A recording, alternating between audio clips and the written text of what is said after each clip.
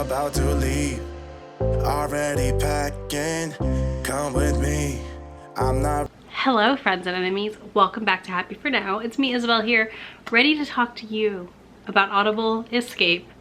And I almost called it Audible Romance. It's not anymore, it's Audible Escape and Scribd. So I listen to a lot of audiobooks, which you know if you've watched any of my wrap-ups.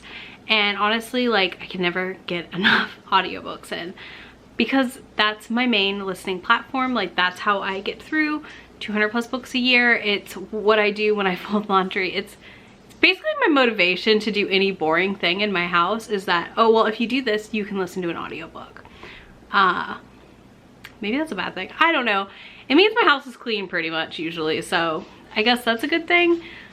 But yeah, I just really wanted to compare these two platforms because I've been using them both for over a year each. So I feel like I kind of have a good grasp on them at this point. We'll see how that goes though. So first up, I just want to talk about cost here.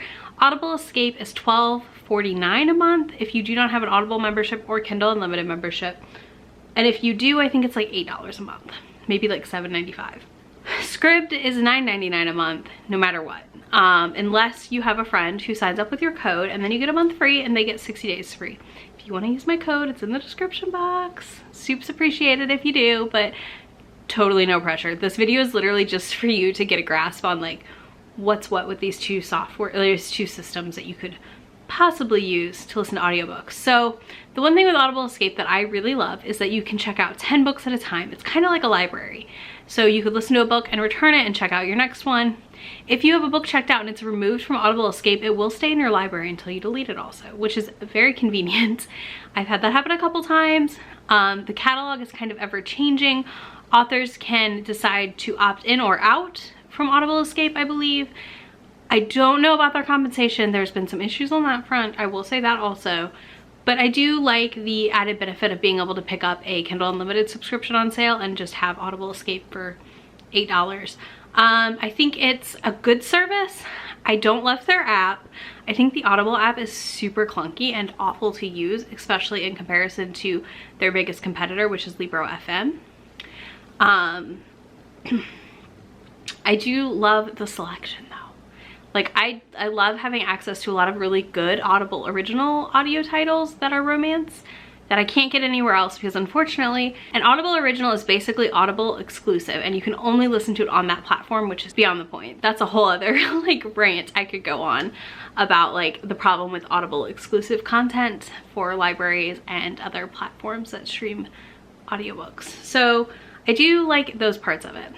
I think that if you are someone who wants to listen to a lot of romance and isn't always necessarily looking for the most up-to-date romance selection, or maybe you get those audiobooks from your library already or through another subscription service you use, like maybe you're a Libro FM or an Audible member, and that's where you use your credits. Audible Escape has you covered. And I do like that they have things sorted by like category subgenres. So that can be really fun because sometimes I'm like, I don't know, I kind of want to read something like this. I can go in and like dig around and pick out something that's totally like I would have never heard of otherwise. Now Scribd for me is like a hornet's nest at times.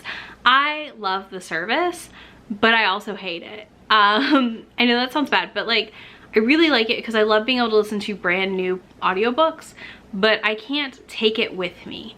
So here's the thing. If you download a book off Scribd, it docks you, and then suddenly you're randomly limited, like they throttle you, right, on what you can listen to for the rest of the month after so many books. And that really drives me bonkers because there's no transparency on it and you never know when it's gonna happen. So I have a lot of workarounds I use now to make sure I can listen to more books in a month, which means things like I don't save books I'm listening to. I go to the history tab and click on that and I listen from there. I don't bookmark anything. I don't download the book.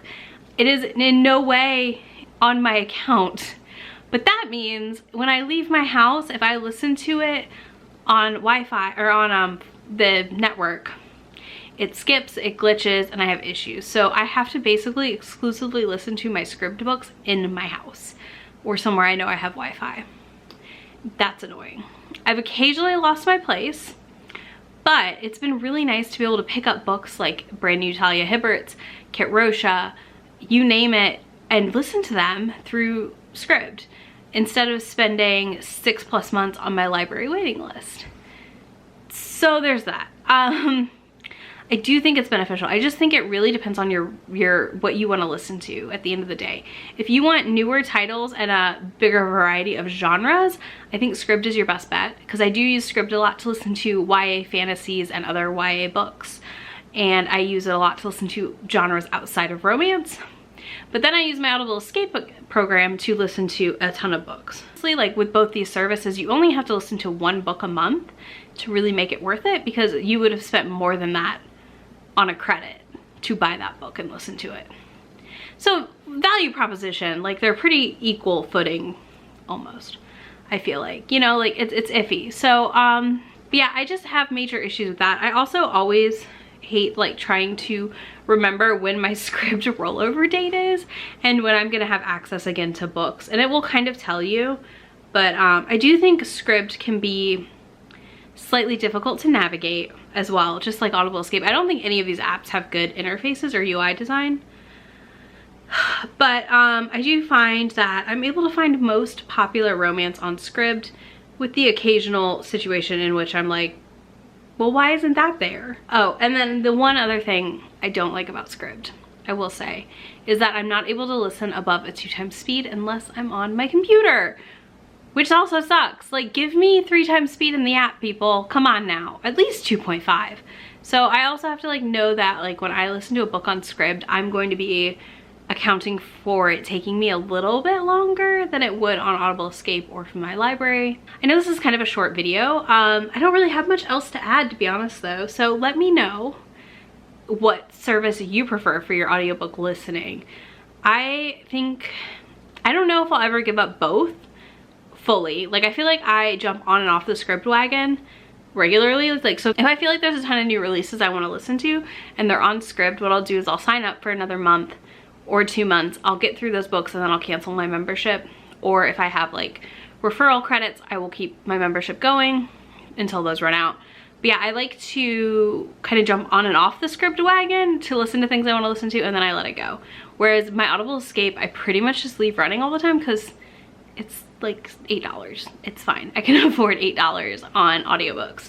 And I do find that I use it a lot.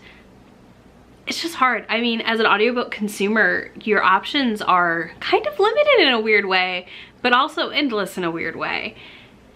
Between library apps, at least if you're, you know, if you have a good library system, between you being able to use Libby and Hoopla, you may not need an Audible Escape, but you may want Scribd to pick up those newer big titles that have 6+ month waits on them.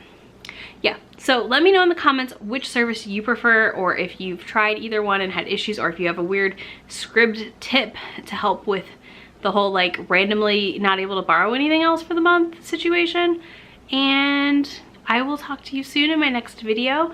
Be sure to subscribe if you want more romance content, and all of my links are in the description box, including if you want to be friends with me on any social media platform like Instagram, Twitter, and Goodreads. I will talk to you soon. Bye, y'all. Really asking, we'll get away to a place where we don't know.